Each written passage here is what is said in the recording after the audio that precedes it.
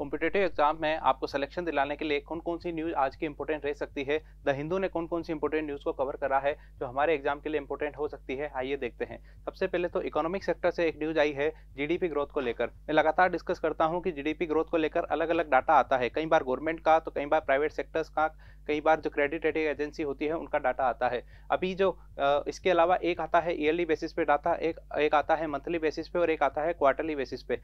हमारा जो second quarter का डाटा आया है उसमें ये कहा गया है कि फर्स्ट क्वार्टर के कंपैरिजन में हमारा जो जीडीपी ग्रोथ है उसमें थोड़ा सा डिक्लाइन देखने को मिला है। नो डाउट जीडीपी ग्रोथ जो है वो नेगेटिव में तो नहीं है, लेकिन जितना एक्सपेक्ट कर रहे थे उससे कम है। फर्स्ट क्वार्टर में जो जीडीपी ग्रोथ था हमारा वो जो 13.5% था वो अभी डिक्लाइन करके सेकेंड क्वार्टर में जो है वो आपका 6.3% हो गया। इवन ये जो डाटा है वो पिछले साल के जो सेकेंड क्वार्टर के कंपैरिजन में भी कम है, क्योंकि सेकेंड क्वार्टर में कुछ ऐसी एक्टिविटीज़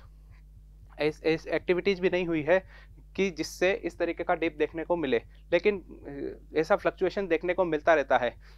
अब जीडीपी का ये डाटा क्वार्टरली बेसिस पे है। मैं इसके पहले जो आपको बात करी थी कि सबसे इम्पोर्टेंट डाटा है वो बजट का होता है, जिसमें करंट ईयर का, प्रीवियस ईयर का और आने वाले ईयर का, फाइनेंशियल ईयर का एस्टिमेट हम देखते हैं। इस तरीके से ये डाटा आपको लगातार देखने को मिलेगा। अभी जब तक आपका एग्जाम आएगा उसके पहले आपका थर्ड क्वार्टर का डाटा आ जाएगा। इस तरीके से ये डाटा इतना इंपॉर्टेंट नहीं होता है। अगेन ये जरूर शो करता है, एक ओवरऑल याद रखेगा कि अप्रोक्स अब जो जीडीपी ग्रोथ है वो इतना एक्सपेक्ट कर सकते हैं कि 6 to 7% के आसपास हमारा इस फाइनेंशियल ईयर का जीडीपी ग्रोथ रहने वाला है। अप्रोक्स ये एक अप्रोक्स डाटा है।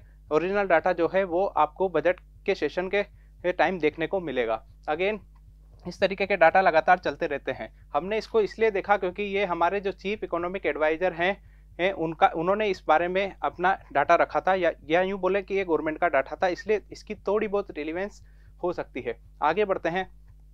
India US exercise near LAC irks China. आपके पड़ोस में यदि कोई आपका दुश्मन आके बैठ जाए तो और वो एक कुछ एक्टिवनेस शो करे तो ये आपके लिए एक चिंता की बात होगी। ऐसा ही कुछ चाइना के साथ हो रहा है। चाइना के दो बड़े दुश्मन जो बोले तो इंडिया और यूएसए एक साथ आए हैं। और यदि आप ये इंडिया का मैप देखें, इस इंडिया के मैप में ये आपका उत्तराखंड वाला रीजन है जो कि सीधे सीधे हम चाइना के साथ बाउंड्री शेयर करता है। यहाँ पर जो है इंडिया और यूएसए ने एक बायलैटरल एक्सरसाइज करी है जिसका नाम है युद्ध अभ्यास। आपसे पूछ देगा हाल ही में युद्ध अभ्यास एक एक्सरसाइज हुई थी, ये किन दो कंट्रीज के बीच में हुई थी? तो ये इंडिया और यूएसए के बीच में एक्सरसाइज, बायलैटरल एक्सरसाइज है, जिस मिलिट्री एक्सरसाइज जो कि इंडिया चाइना के बॉर्डर पर, स्पेशली या और ज़्यादा डीप में देखें तो उत्तराखंड का जो इलाका है वहाँ पर ये एक्सरसाइज अभी कंडक्ट हुई है। हालांकि इसका चाइना ने अपोज करा है कि यूएसए जो है वो इंडिया के थ्रू हमारी जो बॉर्डर्स हैं वो वहाँ पर अपने आप को रिप्रेजेंट नहीं करे, या फिर हमारे इंडिया और चाइना के जो रिलेशंस हैं उसमें इंटरफेयर नहीं करे। ये चाइना का अपना व्यू है, इसको लगातार कवर करा है, आगे भी इस चीज़ को कवर करा है, आगे न्यूज़पेपर में आगे भी इस पर न्यूज आई है, इसलिए बहुत 2 से 3 जगह इसको कवर करा है।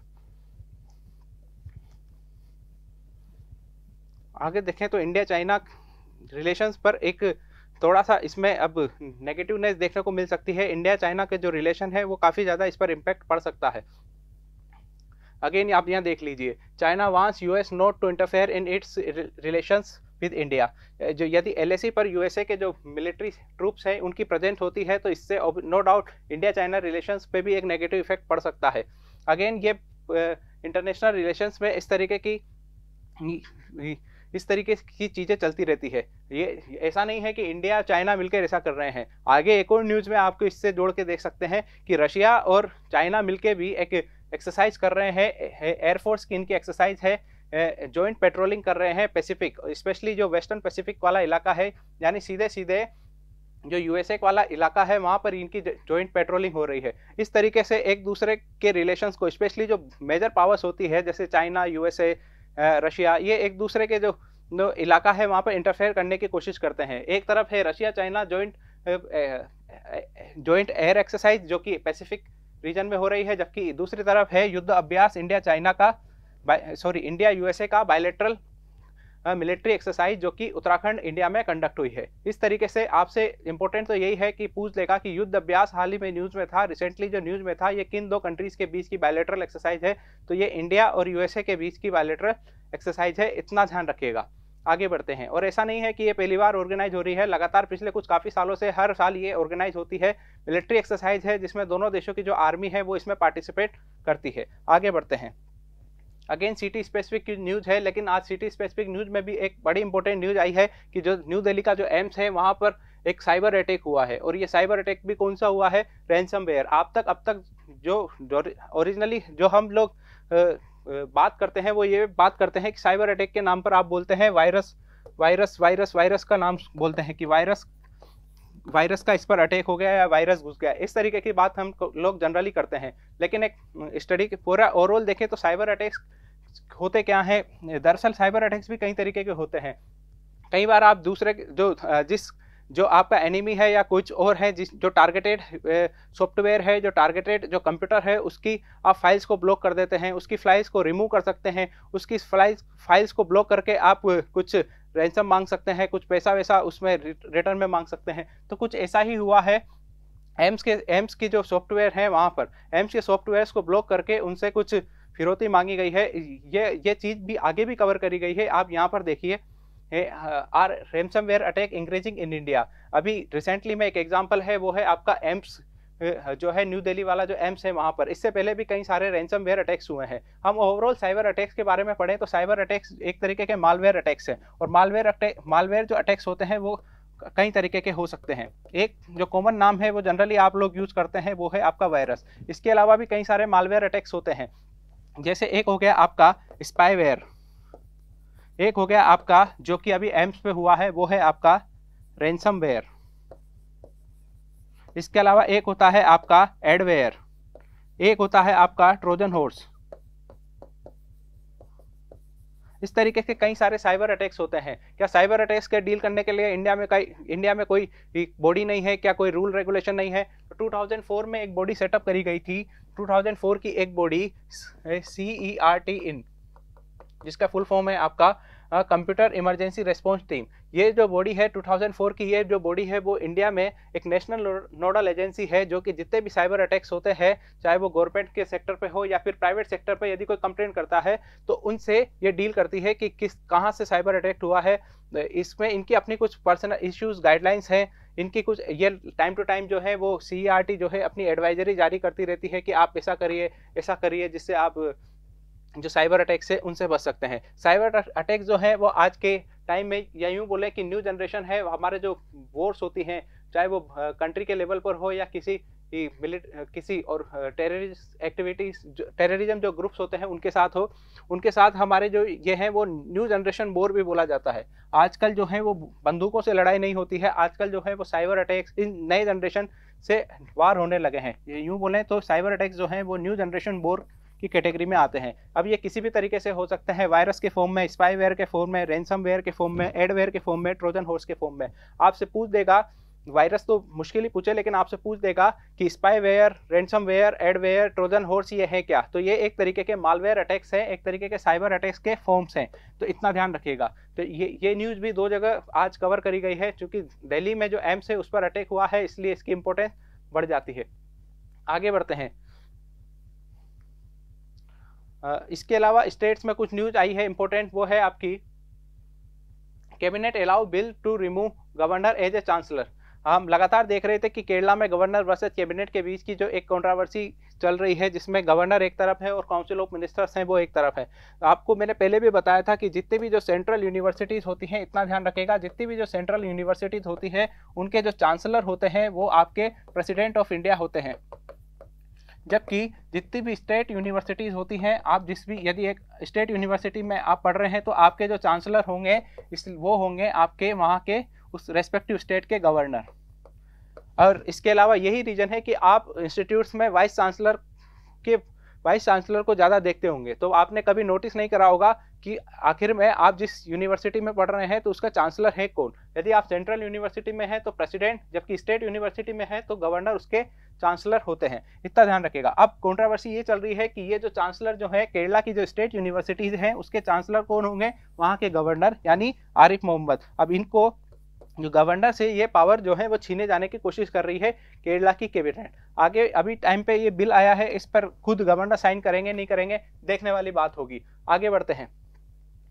एक इंपॉर्टेंट न्यूज़ है वो इन्वायरमेंटल के सेक्टर से आई है कि केरला में मेन एनिमल कॉन्फ्लिक्ट मिटिगेशन के लेकर जो काम करा था, वहाँ की एक टीम थी और ये टीम थी आपके मुन्नार फॉरेस्ट डिवीजन की।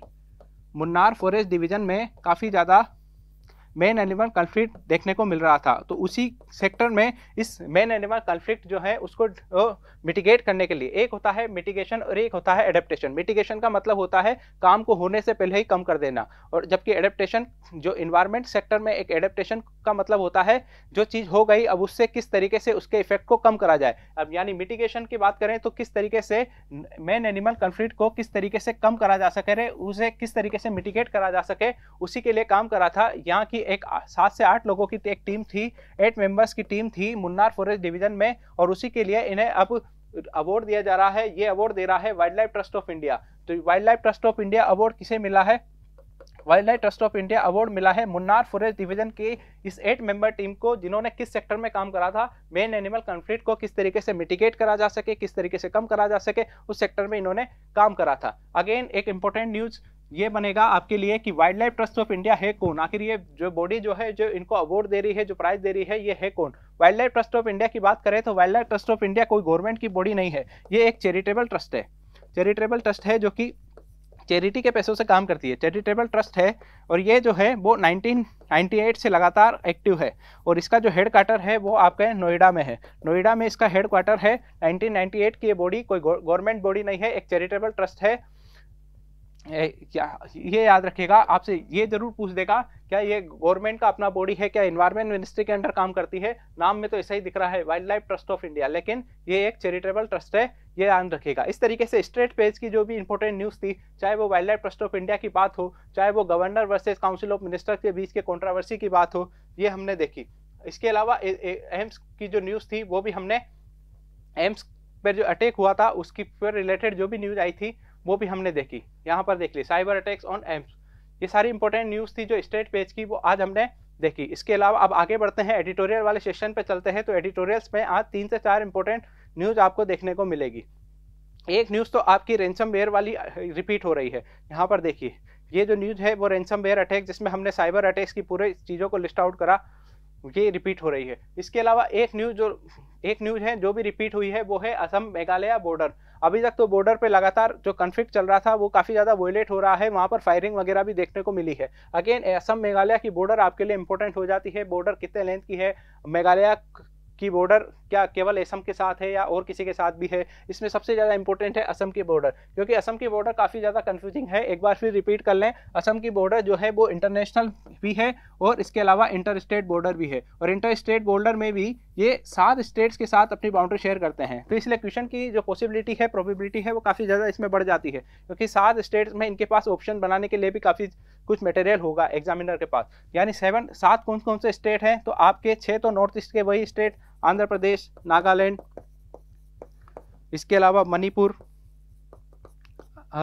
मिजोरम, त्रिपुरा और मेघालय। इसके अलावा वेस्ट बंगाल के साथ भी ये बॉर्डर शेयर करता है। वो जो हमारा जो चिकन नेक वाला इलाका है, वो वहाँ पर चिकन नेक वाला जो इलाका है वहाँ पर ये वेस्ट बंगाल के साथ भी अपनी बॉर्डर शेयर करता है। जबकि इंटरनेशनल बॉर्डर की बात करें तो इंटरनेशनल बॉर्डर में ये बांग्लादेश और भूटान के साथ अपनी बॉर्डर शेयर करता है। जबकि जो मेघालय है वो केवल केवल बांग्लादेश के साथ अपनी बॉर्डर शेयर करता है, भूटान के साथ अपनी बॉर्डर शेयर नहीं करता। इस तरीके से लगातार बॉर्डर न्यूज में आ रहा है। तो आपको पता होना चाहिए कि जिस सेक्टर का, जिस रीजन का बॉर्डर न्यूज में आ रहा है, आपको उसकी एटलीस्ट बाउंड्री तो पता होनी चाहिए, और बाउंड्री जो है वो हम ज्योग्राफी में भी पढ़ते हैं। आगे बढ़ते हैं। एक हिंदू में ऐसा चलता है कि 50 years ago, 100 years ago, 10 years ago पहले क्या हुआ था। तो आज 1972 में 50 ईयर्स एगो ऐसा देखने को मिला था कि एंटी डिफेक्शन लॉ लाने की बातें चल रही थी। अब एंटी डिफेक्शन लॉ है क्या? एंटी डिफेक्शन लॉ में जनरली आपने जानते होंगे जिसको हिंदी में बोलते हैं दल बदल कानून। दरअसल ये एक देखने को मिला था कि जब तक मेजोरिटी वाली गवर्नमेंट थी तब तक तो गवर्नमेंट्स काफ़ी 5 साल तक काफ़ी एक्टिव रहती थी, क्योंकि उनके पास प्रॉपर मेजोरिटी थी। लेकिन जैसे ही जो कोएलिशन गवर्नमेंट्स बनने लगी और जैसे ही किसी भी पॉलिटिकल पार्टीज को इतनी सीटें नहीं मिल रही थी कि वो अपने दम पे 5 साल तक पावर में रह सके, तो ऐसी कंडीशंस में डिफेक्शन जो है वो काफ़ी ज़्यादा चालू हो गए थे। जो मेंबर्स थे, चाहे वो पार्लियामेंट के लेवल पर हो या स्टेट में असेंबली के लेवल पर हो, वो अपनी जो पॉलिटिकल पार्टीज हैं वो चेंज करने लग गए थे, यानी मेंबर्स जो थे, मेंबर रिप्रेजेंटेटिव्स जो थे, वो अपनी पॉलिटिकल विल को भूल गए थे। और कौन सी पॉलिटिकल विल? जो अपनी पॉलिटिकल पार्टीज के रेस्पेक्ट में उनकी जो पॉलिटिकल विल थी उसको भूल गए थे। ऐसे में वो अपनी जो अकाउंटेबिलिटी थी वो चेंज करते रहते थे, और इसके बाद इस तरीके से काफ़ी ज़्यादा जो पॉलिटिकल अनसर्टेनिटी बनी रहती थी, और काफ़ी ज़्यादा लगातार सरकारें चेंज होती रहती थी। एक तो लोग तो रिस्की के लिए एक वर्ड यूज़ करा था, आया राम गया राम। एक कुछ लीडर्स तो ऐसे थे जो कई बार हर महीने, हर 2 महीने, 3 महीने में अपनी पॉलिटिकल पार्टी चेंज कर लेते थे, क्योंकि अब तक इनको पॉलिटिकल पार्टी, भले ही वो किस पॉलिटिकल पार्टी से चुन के आ रहे हो, उनके उससे मैटर नहीं करता था, क्योंकि ऐसा कोई लॉ नहीं था जो उन्हें पॉलिटिकल पार्टी या अपनी पॉलिटिकल विल चेंज करने से रोके। यही रीजन था कि सरकार के लेवल पर जो अब काफ़ी ज़्यादा अनसर्टेनिटी थी उसको इंश्योर करने के लिए, उसको हटाने के लिए, उसको रिमूव करने के लिए एक बिल लाया गया, एंटी डिफेक्शन लॉ। 1972 में ये बातें चल रही थी कि हम एंटी डिफेक्शन लॉ लाएंगे, लेकिन ये एक्चुअल में आया कब? तो 52nd कॉन्स्टिट्यूशन अमेंडमेंट एक्ट 1985 में ये एक्ट आया था। अब देख लीजिए कितना टाइम लगता है, 72 से बातें चल रही थी, 72 का हम केस स्टडी यहाँ पर देख रहे हैं, और एक्चुअल में ये आया कब? 85 में, 1985 में ये एक्ट आया। और जिस कॉन्स्टिट्यूशन अमेंडमेंट के थ्रू इसको कॉन्स्टिट्यूशन में जगह दी वो था आपका 52nd नंबर का कॉन्स्टिट्यूशन अमेंडमेंट एक्ट। और इसके अलावा इसमें एक 10th शेड्यूल भी डाला गया, और इसमें बातें क्या करी गई थी? यदि कोई इलेक्टेड रिप्रेजेंटेटिव लोकसभा में या फिर आपके स्टेट असेंबली में, यदि वो अपनी पॉलिटिकल पार्टी चेंज करता है तो उसकी जो मेंबरशिप है लोकसभा से, या फिर वो यदि मेंबर ऑफ असेंबली है तो असेंबली से उसकी मेंबरशिप चली जाएगी। इवन यदि कोई निर्दलीय भी अपनी मेंबरशिप चेंज करता है तो उसकी भी मेंबरशिप चली जाएगी। और नॉमिनेटेड मेंबर्स के लिए भी बाउंडेशन थी कि आप 6 महीने के अंदर अपनी पॉलिटिकल अकाउंटेबिलिटी फिक्स कर लीजिए कि आप किस पार्टी को अपना सपोर्ट करेंगे। यदि 6 महीने इलेक्ट होने के 6 महीने बाद यदि पॉलिटिकल स्टैंड चेंज करा तो आप जो मेंबरशिप है उससे रिमूव हो जाएंगे। इस तरीके से एंटी डिफेक्शन लॉ लाया गया ताकि पॉलिटिकल स्टेबिलिटी को इंश्योर करा जा सके। इसके अलावा एक चीज जो रिपीट हुई है आर्टिकल्स में, ये था आपका लगातार जो जुडिशरी में जो कंट्रोवर्सी चल रही है जजेस के अपॉइंटमेंट को लेकर, जिसमें एक तरफ गवर्नमेंट है, एग्जीक्यूटिव है, और एक तरफ है आपका कोलेजियम के थ्रू जुडिशरी। चाहे वो गुजरात और तेलंगाना हाई कोर्ट्स में भी जो अभी कंट्रोवर्सी हुई, वहाँ के जो लॉयर्स थे उन्होंने प्रोटेस्ट करा। इस तरीके से लगातार क्वेश्चन उठ रहा है कि किस तरीके से गवर्नमेंट और जुडिशरी के बीच की जो डिबेट हुई है वो भी जुडिशियल अपॉइंटमेंट्स को लेकर, ये एक बड़ा क्वेश्चन मार्क है हमारी पॉलिटिकल सिस्टम पर। हमारे को इसमें इंपॉर्टेंट क्या है? Again collegium system, national judicial appointment commission, ये लगातार हम हर दूसरे दिन डिस्कस कर रहे हैं। आपको यदि नेशनल जुडिशियल अपॉइंटमेंट कमीशन पढ़ना है तो आप मंडे का लेक्चर से इसको रिवाइज कर सकते हैं। इस तरीके से कुछ सारी चीज़ें रिपीट हुई है नेशनल जुडिशियल अपॉइंटमेंट कमीशन हो या असम मेघालय बॉर्डर हो। आगे बढ़ते हैं। अगेन कौन सी इंपॉर्टेंट न्यूज़ है, आगे बढ़ते हैं। न्यूज़ वाले सेक्शन पे चलें तो न्यूज़ वाले सेक्शन में एक इंपॉर्टेंट न्यूज़ आई है, वो आई है आपका, अगेन कुछ चीज़ें रिपीट हुई है, जीडीपी ग्रोथ वाली। इसके अलावा बिल्किस बानो केस, आगे एक दलित मुस्लिम्स को, दलित क्रिश्चियंस को, जो पुराने टाइम में ऐसे दलित जो कन्वर्ट हो गए थे मुस्लिम या क्रिश्चियन कम्युनिटी में, उनको भी एससी स्टेटस दिया जाए या नहीं दिया जाए, इसको भी हम लगातार डिस्कस कर रहे हैं। और आपको मैंने तब भी कहा था, आप केवल इतना सा ध्यान रखिएगा कि के.जी. बालाकृष्ण कमीशन का रिलेशन किससे है। तो के.जी. बालाकृष्ण कमीशन, एक कमीशन फॉर्म करा गया था जिसको ये देखना था कि जो कन्वर्टेड जो दलित मुस्लिम्स हैं या दलित क्रिश्चियंस हैं उन्हें एससी का स्टेटस मिले या नहीं मिले। इसके लिए एक 3 मेंबर कमीशन बनाया गया था। 3 मेंबर कमीशन का जो नाम था वो था आपका के.जी. बालाकृष्ण कमीशन। आपसे पूछेगा तो यही पूछेगा, आपसे ये नहीं पूछेगा कि आपको क्या लगता है कि दलित मुस्लिम्स को, जो कन्वर्टेड दलित मुस्लिम और दलित क्रिश्चियंस हैं, उनको एससी के स्टेटस मिलना चाहिए या नहीं मिलना चाहिए। ये डिसीजन लेने के लिए गवर्नमेंट के अपने लोग हैं, लेकिन आपसे पूछेगा ये कि के.जी. बालाकृष्ण कमीशन का रिलेशन किससे है। तो वो आप ध्यान रखिएगा, ये 3 मेंबर कमीशन है जो कि दलित मुस्लिम्स को और दलित क्रिश्चियंस को जो है वो एससी का स्टेटस मिलना चाहिए या नहीं मिलना चाहिए। और दलित मुस्लिम और दलित क्रिश्चियन कौन से? जो पुराने कभी टाइम में कन्वर्ट हुए हो, जिनका अपना रिलीजन जो है वो कन्वर्ट हुआ हो या कराया गया हो। इस तरीके से जो के.जी. बालाकृष्ण कमीशन है वो इंपॉर्टेंट हो जाता है। 16 drone shoot down along Pakistan border this year, PSF। Pakistan border पर हमारे 16 जो ड्रोन थे उनको शूट डाउन कर दिया हमारी बॉर्डर सिक्योरिटी फोर्स बीएसएफ ने। अगेन पाकिस्तान की बॉर्डर पर आता है तो एक सिंपल क्वेश्चन आपसे पूछ देगा, आपसे यदि मैं पूछूं कि एलओसी क्या है और एलएसी क्या है, क्योंकि एलएसी का जिक्र तो अभी हाल हमने करा, इसके अलावा पाकिस्तान बॉर्डर का भी यहाँ पर न्यूज आया है। तो पाकिस्तान बॉर्डर का मतलब होता है लाइन ऑफ कंट्रोल और लाइन ऑफ एक्चुअल कंट्रोल। तो एलओसी का जो रिलेशन होता है वो होता है आपकी इंडिया पाकिस्तान बॉर्डर से। इंडिया पाकिस्तान बॉर्डर को जो है वो एलओसी बोला जाता है, लाइन ऑफ कंट्रोल, जबकि लाइन ऑफ एक्चुअल कंट्रोल का रिलेशन है वो है आपकी इंडिया चाइना बॉर्डर से। दरअसल पुराने टाइम में जब हमारा चाइना के साथ और पाकिस्तान के साथ जब वार हुआ था, तो वो वार जहां पर रुका था तो वहां पर जो बॉर्डर थी, जो एक्चुअल बॉर्डर्स थी, वो वापस से रीडिफाइन हो गई थी। वॉर कंडीशंस में कुछ जगह हम उनके यहाँ इन्फ्लक्स हो गए थे, वो हमारी कुछ बॉर्डर्स को उन्होंने ऑक्यूपाई कर लिया था। इस वजह से जो बॉर्डर्स थी वो चेंजेस हो गई थी। अब जब जो हमारे जो बायलैटरल वॉर हुए थे इनके साथ सेपरेट बेसिस पे पाकिस्तान के साथ चाइना के साथ, वो जब जहाँ रुके तो बॉर्डर्स जो थी, जो आप इंडिया का मैप देखते हैं एक्चुअल में वो बॉर्डर्स नहीं है। उसके अलावा कुछ बॉर्डर्स हमारी हैं जहां पर चाइना ने तो कुछ जगह पर पाकिस्तान ने उसको ऑक्यूपाई कर रखा है, जबकि पाकिस्तान की भी कुछ बॉर्डर्स ऐसी हैं जहां जिसको हमने ऑक्यूपाई कर रखा है। तो एक्चुअल बॉर्डर्स कौन सी है, उन्हीं को नाम दिया गया लाइन ऑफ कंट्रोल और line of actual control. Again repeat करते हैं, लाइन ऑफ कंट्रोल का रिलेशन इंडिया पाकिस्तान बॉर्डर से, जबकि इंडिया चाइना बॉर्डर का रिलेशन है line of actual control LAC से। ये बात ध्यान रखिएगा। आगे बढ़ते हैं। अगेन ये वाली न्यूज हम ऑलरेडी देख चुके हैं, चाइना वांट्स यूएसए। आगे कुछ इलेक्शंस के जो डेट है वो आ गए हैं, वोटिंग होने वाली है 89 कॉन्स्टिट्यूएंसीज में और 788 कैंडिडेट्स की जो फ्यूचर है वो दाव पे लग रहा है। अगेन ये बातें ध्यान रखेगा कि ऐसा नहीं है कि यदि गुजरात में इलेक्शन है तो वो सारे एक ही दिन होंगे। दरअसल इलेक्शन कमीशन को इसमें पावर्स हैं कि वो अपने हिसाब से कई सारे फेसेस में इलेक्शंस करा सकता है। ऐसा इसलिए बोला जाता है कि कई बार electronic voting machine EVM machine है वो नहीं होती है, वीवीपैट्स इतने होते नहीं हैं, यानी इलेक्शन। इसके अलावा जो रिसोर्सेज हैं सिक्योरिटी को इंश्योर करने के लिए, चाहे वो पुलिस फोर्स हो या फिर और भी कोई, तो वो इतने नहीं होते हैं। इस वजह से इलेक्शन कमीशन जो है वो अपने हिसाब से फैसिलिटेट कर लेता है चीज़ों को, और कई जो भी इलेक्शन स्पेशली जो बड़े स्टेट होते हैं वहाँ पर इलेक्शंस होते हैं वो कई सारे फेसेस में कराने की कोशिश करता है। इसके पीछे इनका कोई पॉलिटिकल मोटिव नहीं होता है कि इलेक्शन फेसेस कई सारे फेसेस में क्यों होते हैं। इसके लिए यही होते हैं कि रिसोर्सेज को किस तरीके से अरेंजमेंट करा जा सके और जो अवेलेबल रिसोर्स हैं उसको किस तरीके से मैक्सिमम यूटिलाइज करा जा सके, ताकि नए रिसोर्सेज की तरफ बढ़ा नहीं जा सके। उनको खरीदने या नए रिसोर्सेज की जरूरत को कम करने के लिए या नए resources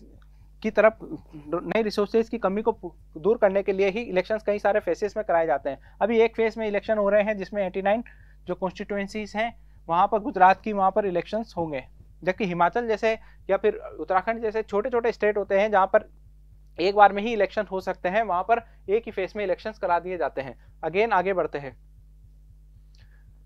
press council of India पर न्यूज आई है, press council of India advices against media articles. इस तरीके से क्या न्यूज है प्रेस काउंसिल ऑफ इंडिया की, इंपॉर्टेंट नहीं है, इससे कहीं ज़्यादा इंपॉर्टेंट है प्रेस काउंसिल ऑफ इंडिया है क्या। दरअसल प्रेस काउंसिल ऑफ इंडिया जो है वो प्रेस रिलेटेड जितनी भी एक्टिविटीज़ हैं उनको रेगुलेट करने के लिए 1966 में बनाई गई एक बॉडी है। क्या ये कॉन्स्टिट्यूशनल बॉडी है? नहीं, ये कॉन्स्टिट्यूशनल बॉडी तो नहीं है, लेकिन एक स्टैट्यूटरी बॉडी जरूर है। लेकिन इसको स्टैट्यूटरी स्टेटस है वो 1966 में नहीं मिला था। दरअसल press council of India act 1978 में जाकर इसको स्टैट्यूटरी स्टेटस मिला था। पहले बना दिया गया था ना, तो ये कॉन्स्टिट्यूशनल थी ना ही स्टैट्यूटरी बॉडी थी। इसके बाद इसको 1978 में इसको स्टैट्यूटरी स्टेटस मिला press council of India act 1978 के थ्रू। इसका अपना हेडक्वार्टर है जो कि न्यू दिल्ली में है।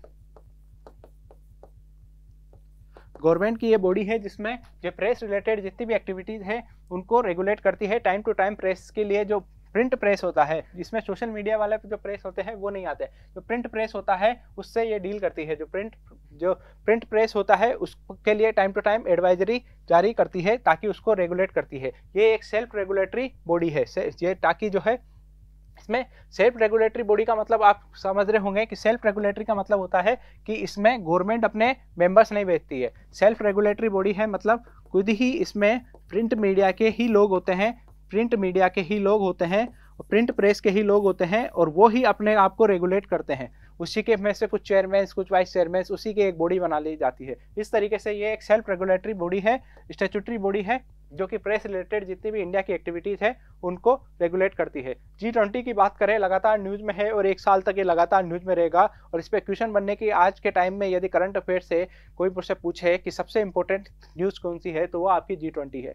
लगातार रिवाइज करें, 1998 के बाद एशियन क्राइसिस 1998, उसके बाद सब प्राइम क्राइसिस 2008 से इसकी एक्चुअल मीटिंग चालू हुई। अब टाइम आ गया है 2023 में न्यू दिल्ली में इसकी मीटिंग ऑर्गेनाइज होगी। अब लगातार इसकी गवर्नमेंट इसकी तैयारियां कर रही है कि किस तरीके से 20 सबसे बड़े देशों के जो रिप्रेजेंटेटिव्स हैं, वहाँ के हेड ऑफ स्टेट हैं, वो हमारे यहाँ आएंगे और पूरे वर्ल्ड का फोकस इंडिया पे होगा। इस वजह से लगातार गवर्नमेंट इसकी तैयारियां कर रही है और इसकी वजह से ये टाइम टू डेली तो नहीं, लेकिन टाइम टू टाइम ये लगातार न्यूज़पेपर में अपनी जगह बनाएगा। इसलिए इसकी इंपॉर्टेंस, G20 की इंपॉर्टेंस काफ़ी ज़्यादा बढ़ जाती है। आप इसको रिवाइज करना है तो पिछला कोई सा भी लेक्चर उठा के देख लीजिए, मैंने G20 हर लेक्चर में कुछ ना कुछ इसका रिवाइज कराया है। सबसे इंपॉर्टेंट तो यही है कि G20 में कौन कौन से कंट्रीज हैं। आप एक वर्ल्ड मैप बना के इसको याद रख सकते हैं, उससे आपको रिकॉल करना भी आसान होगा। एक बार फिर यदि रिवाइज करें G20 का, आज फिर यदि रिवाइज ही करा दें तो G20 का अगेन वर्ल्ड मैप में इसको देख लेते हैं।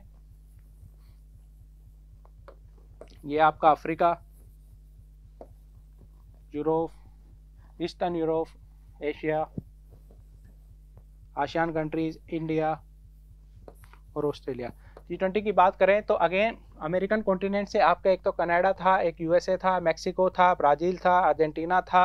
अफ्रीका से सिंगल रिप्रेजेंटेशन आपका साउथ अफ्रीका का, आपका यूके था, ब्राज़ील था, सॉरी ब्राज़ील नहीं, ब्राज़ील तो आपका साउथ अफ्रीकन कॉन्टिनेंट से, यूके था, फ्रांस था, इसके अलावा आपका जर्मनी था, इटली था, इसके अलावा पूरा एक यूरोपियन यूनियन था। तो 5 मेंबर्स तो इसके अकेले वेस्टर्न यूरोप से हो गए। इसके अलावा आपका रशिया था, तुर्की था, चाइना है, इंडिया है, ऑस्ट्रेलिया है, इंडोनेशिया है, जापान है, साउथ कोरिया है। इस तरीके से इसके टोटल 20 मेंबर्स होते हैं। आप ध्यान रखिएगा कि इसके 20 मेंबर्स कौन कौन से हैं। या फिर ये एक इकोनॉमिक ग्रुप है, इसका जो मेन एजेंडा होता है, नो डाउट और भी एजेंडे पे काम करते हैं, स्पेशली इन्वायरमेंटल कंजर्वेशन, चाहे वो क्लाइमेट चेंज हो, बायोडाइवर्सिटी लॉस हो, पोल्यूशन हो, उन मैटर्स पे भी काम करते हैं। लेकिन जो इसका जो कोर पार्ट है जिस पे इनका डिस्कशन होता है वो है इकोनॉमिक कोऑपरेशन को लेकर। आगे बढ़ते हैं। एक एक्सीडेंट हुआ है आपके एक हाईवे का नाम बहरीच लखनऊ हाईवे पे।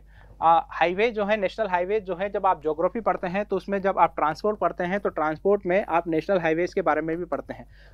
कई सारे नेशनल हाईवेज हैं, लगातार जो भी आपको पढ़ा रहे होंगे उन्होंने भी ये बोला होगा कि सारे नेशनल हाईवे याद नहीं रखने, लेकिन इसका मतलब ये नहीं है कि कुछ भी याद नहीं रखना। जो न्यूज में आ गया अब उसको तो इंपॉर्टेंट है। एक बड़ा एक्सीडेंट हुआ है, कितने लोग मरे, किसका एक्सीडेंट हुआ, इंपॉर्टेंट नहीं है, लेकिन बहरीच लखनऊ हाईवे न्यूज में है तो इतना ध्यान रखिएगा। आपसे पूछ दे नेशनल हाईवे 927 का रिलेशन किससे है, या ये पूछ दे कि ये किस बड़ी सिटी से पास होता है, तो ये लखनऊ से पास होता है। तो नेशनल हाईवे है 927, 927 नंबर का नेशनल हाईवे कौन सा है, ये ध्यान रखिएगा।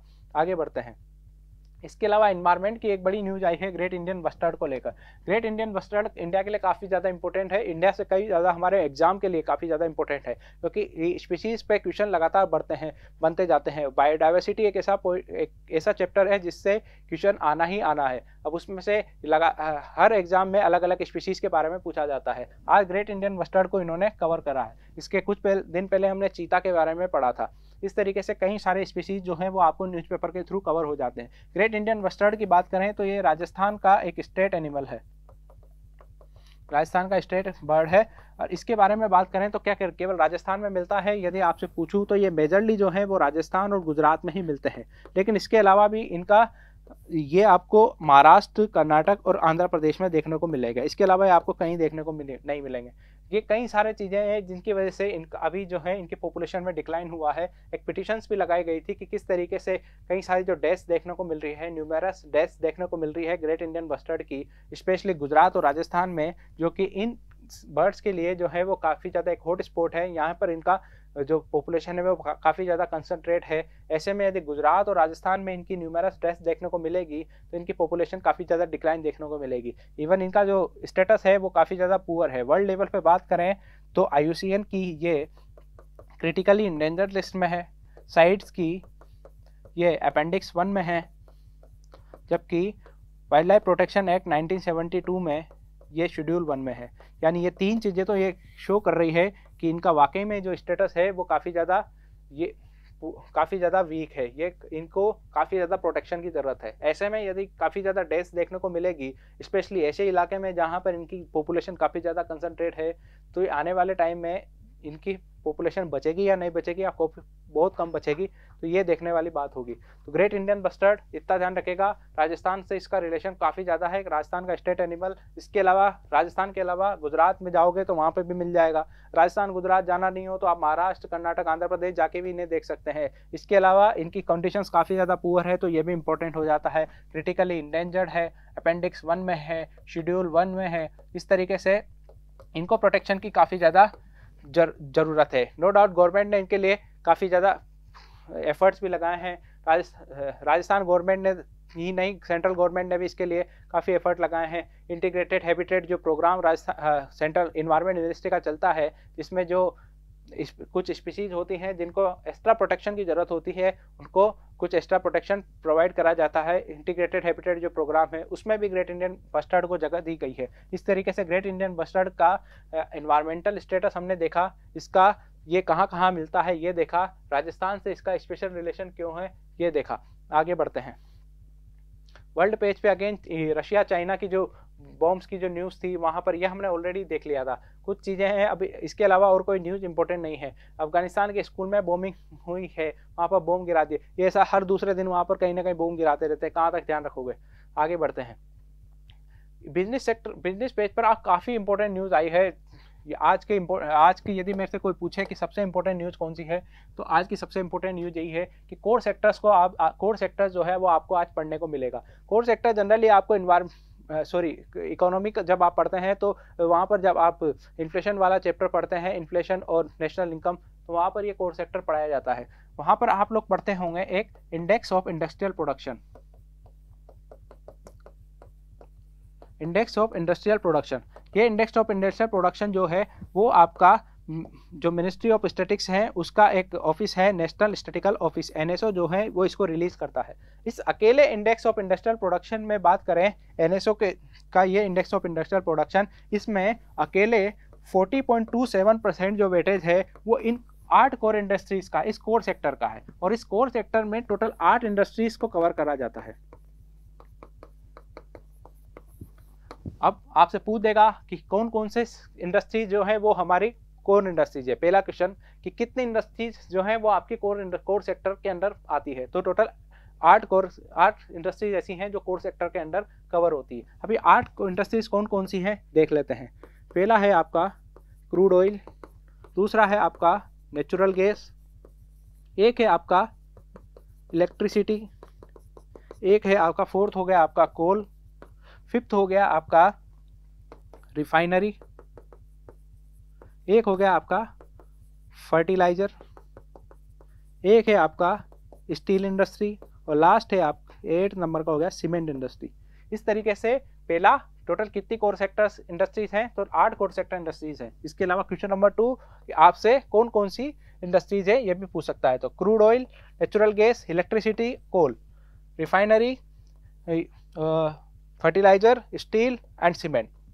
अब इस इंडेक्स ऑफ इंडस्ट्रियल प्रोडक्शन में इनका वेटेज कितना है, तो अकेले इन 8 इंडस्ट्रीज, सारी इंडस्ट्रीज एक तरफ और ये 8 इंडस्ट्री एक तरफ, क्योंकि इनका अकेले इनका वेटेज हो जाता है वो है 40.27%। और इसमें भी जो सबसे ज़्यादा वेटेज है वो है, सबका इक्वल नहीं है, सबका 40.2% बाई 8 कर दें, सब इनकम में, इनमें भी 8 इंडस्ट्रीज में भी इनका अलग अलग वेटेज है। सबसे ज़्यादा वेटेज है वो है आपका रिफाइनरी का, और सबसे कम वेटेज है वो है आपका फर्टिलाइजर का। इतना ध्यान रखिएगा। तो index of industrial production NSO जो है, मिनिस्ट्री ऑफ स्टैटिक्स जो है उसकी एक बॉडी NSO जो इसको रिलीज करती है, वो पूरे तौर पे जो है वो इस 8 कोर सेक्टर इंडस्ट्रीज के परफॉर्मेंस पे डिपेंड करता है, क्योंकि अकेले 40.27% जो वेटेज है वो इनका है।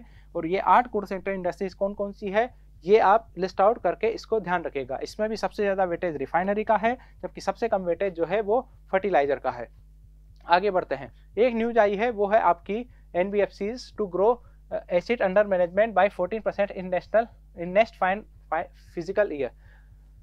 NBFCs होती क्या है? अब तक तो हम बैंक सुनते थे, ये बैंक के बारे में सुनते थे। अब नया नाम आया है non banking finance companies.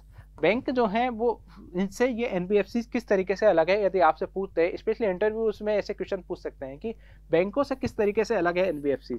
Bank जो है वो हमारी इकोनॉमी के कोर पार्ट हैं।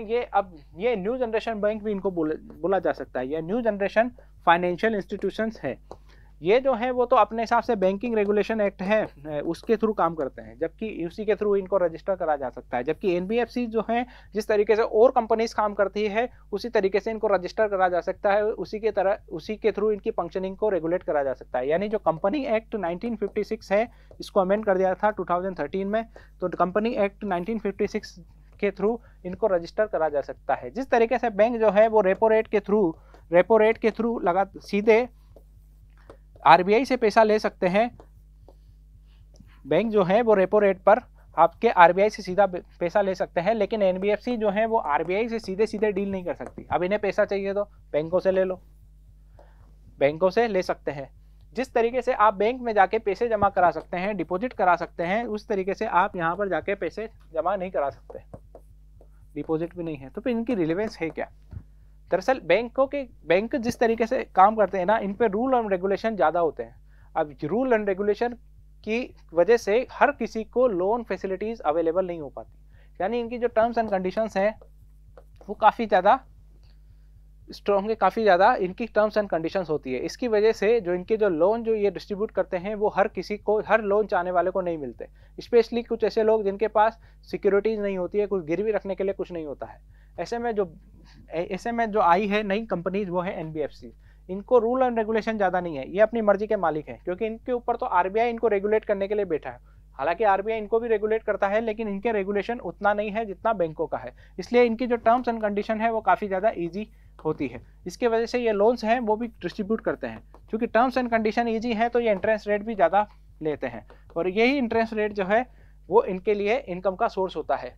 क्योंकि ये तो सीधे रेपो रेट पे बैंक से पैसा ले रहे हैं, और ये बैंकों से पैसा आगे बैंक जो है एनबीएफसी को पैसा दे रही हैं, तो इन्हें भी जो पैसा मिलता है बैंकों से, ये जो पैसा लेते हैं इन्हें भी महंगा मिलता है। आगे ये जो इनका जो इंटरेस्ट रेट है वो भी ज़्यादा होता है, इसलिए इनके टर्म्स एंड कंडीशन भी थोड़ी ये स्लो रखते हैं।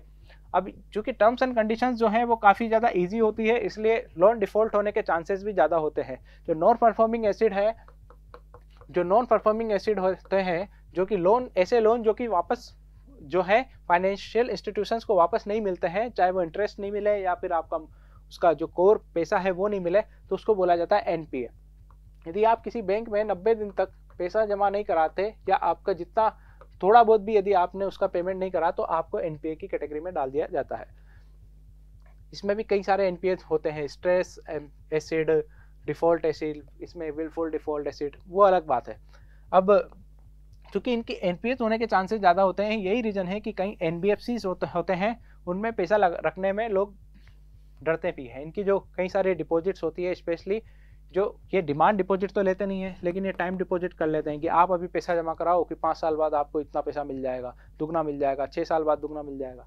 तो ऐसी स्कीम में भी अब लोग इसमें पैसा लगाने से डरने लगे हैं, क्योंकि इनमें एनपीए होने के चांसेस इनके लोन के ज़्यादा होते हैं। इसी वजह से कई ऐसी इंस्टीट्यूशंस हैं एनबीएफसी से तो फेल ही कर गए, चाहे वो आदर्श क्रेडिट सोसाइटी हो, ऐसे कुछ इंस्टीट्यूशंस हैं वो तो फेल ही कर गए। इस तरीके से एनबीएफसी का जो फंक्शनिंग है वो बैंक की फंक्शनिंग से काफ़ी कुछ अलग है। आगे बढ़ते हैं। एक पैनल जो हमने कल भी डिस्कस करा था, आज भी आया है, इंपॉर्टेंट हो जाता है, किरित पारिक पैनल। अगेन आप यदि रिवाइज कर रहे हैं, आप कमेंट सेक्शन में इसके बारे में बता सकते हैं कि किरित पारिक पैनल कौन है। यदि मैं रिवाइज करा हो तो ये गवर्नमेंट के अपॉइंटेड एक पैनल है, जिसका काम क्या है, ये एक गैस प्राइस रिव्यू पैनल है। गैस प्राइस को किस तरीके से रिव्यू करा जाए, तो उसी के लिए एक पैनल बनाया गया है, gas price review panel, Kirit Parikh panel. अब इसने बोला है कि गैस के जो प्राइजेस हैं उसको 2026 से थोड़ा बहुत फ्रीडम रखा जाए, एक सीलिंग प्राइस रख दिया जाएगा।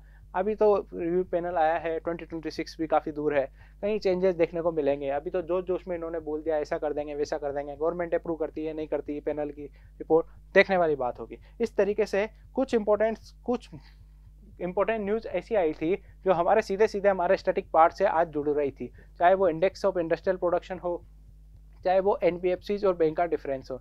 इसके अलावा एनवायरमेंटल सेक्टर में हमने ग्रेट इंडियन बस्टर्ड के बारे में पढ़ा। ज्योग्राफी में नेशनल हाईवे 927 नंबर का जो नेशनल हाईवे था उसके बारे में पढ़ा। इसके अलावा हमने टेक्नोलॉजी सेक्टर में साइबर अटैक्स के बारे में पढ़ा। तो लगभग हर सेक्टर को आज हमने एक टच करा है, हर सेक्टर से न्यूज़ निकल कर आई थी जो कि हमने देखी। Thank you very much.